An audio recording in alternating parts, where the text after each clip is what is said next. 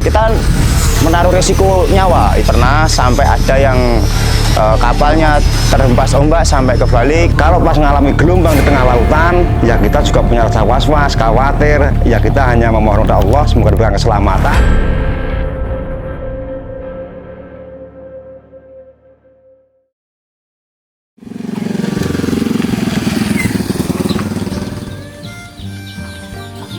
Halo, perkenalkan nama saya Pak Miseno.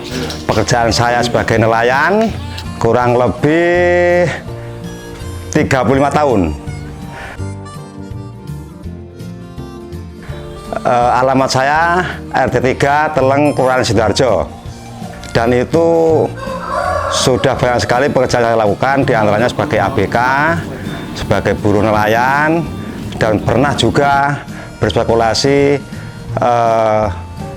untuk menjadi di kapal besar Porsen, namun Allah belum menghendaki, akhirnya gagal, dan saya kembali ke nelayan kecil lagi sampai sekarang.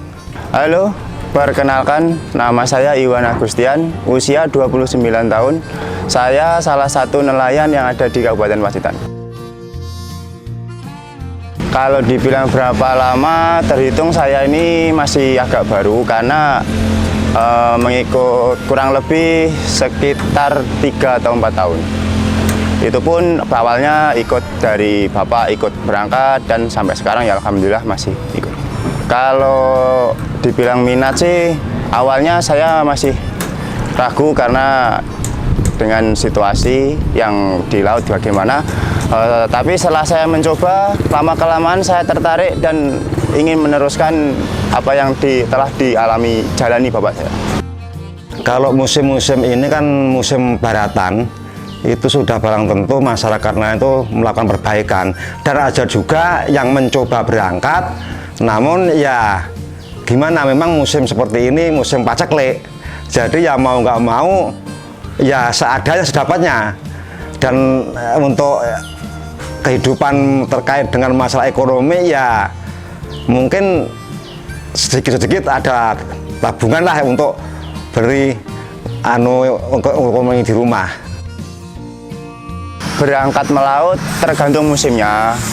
Kalau di saat musim ikan layur, kita berangkat dari sore jam 4, kita pulang lagi jam 8 pagi, paling agak sampai sini. Tapi kalau untuk nelayan yang kisaran di pinggiran sini, paling kisaran subuh jam 4 sampai jam-jam 10, 11 itu udah balik lagi. Kalau untuk layur udah pasti yang kita cari layur. Terus kalau untuk yang dari nelayan lokal pinggiran itu biasanya ada ikan teri, ikan tongkol juga ada, ikan dorang, bawal putih, dan masih banyak lainnya. Kalau dilihat dari hasil nggak menentu karena situasi cuaca, kondisi air dan sebagainya itu juga mempengaruhi hasil produksi. Kalau di saat pas lagi musim ya kita bisa mencapai 5 kintal ke atas. Tapi kalau di saat lagi musim cuaca buruk atau gimana ya mungkin 10 kilo, 20 kilo, bahkan kalau sama sekali nggak dapat ya kita pernah juga.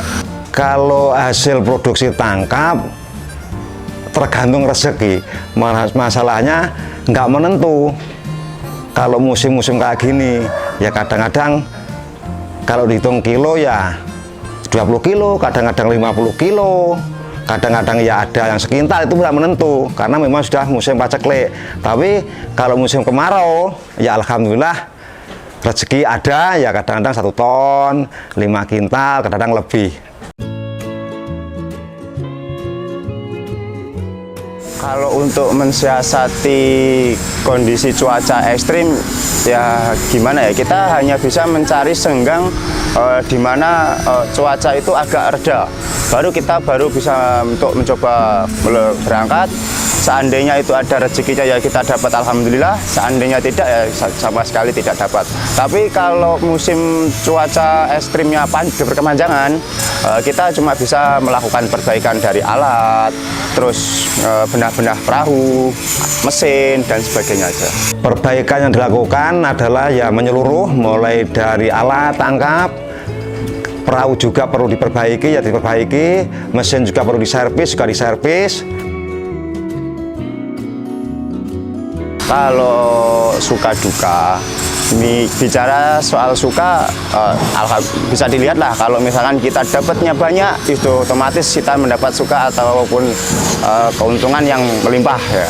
Tapi kalau bicara soal duka, di saat cuaca ekstrim, terus kita spekulasi untuk berangkat, itu di tengah itu kita nggak tahu ada badai atau apa. Nah mungkin di saat badai, pas di saat kita di tengah, itulah yang mungkin menjadi salah satu momen yang hal-hal yang tidak bisa terlupakan, karena kita berjalan ke tengah laut itu di sana tidak ada yang namanya istilahnya apa ya, kita menaruh risiko nyawa, itu aja.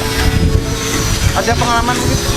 Kalau sejauh ini, kalau dari saya pribadi, pengalaman alhamdulillah masih belum ada. Tapi kalau dari teman-teman yang lain pernah sampai ada yang kapalnya terhempas ombak sampai kebalik. Tapi alhamdulillah masih selamat, masih bisa dibantu teman-teman yang lain. Ya, ini berbicara masalah dukanya dulu. Ya, karena apa, mungkin sudah termasuk apa ya, hobi dan melalui sebuah tantangan. Karena apa, tantangannya gini, kalau di darat ya ada tantangan tapi kecil untuk resiko.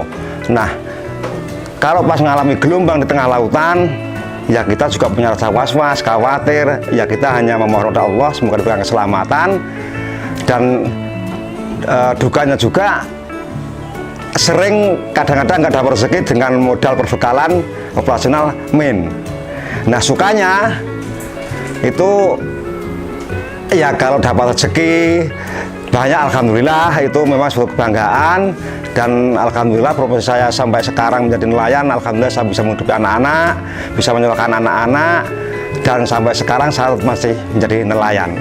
Kalau untuk harapan saya, semoga pelestarian ikan itu semakin membaik dan musim ikan itu makin bagus, pendapatan nelayan makin membaik dibandingkan saat-saat ini yang musimnya lagi sepi ikan, istilahnya paceklik. Dan untuk harapan untuk para pemuda-pemuda atau nelayan yang lain, jangan patah semangat, karena kalau kita semangatnya itu kendor, itu akan mengurangi istilahnya pendapatan kita ataupun mental kita.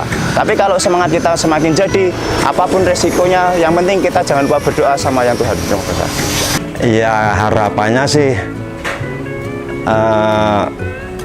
untuk anak cucu kita nanti yang ke belakang, jangan patah semangat, jangan patah menyerah. Profesi sebagai nelayan memang halal dan memang juga terkait dengan untuk kesejahteraan, itu juga ya lumayan lah, artinya memang bisa untuk apa ya, dibilang kebanggaan lah artinya. Namun itu pun kembali kepada profesi.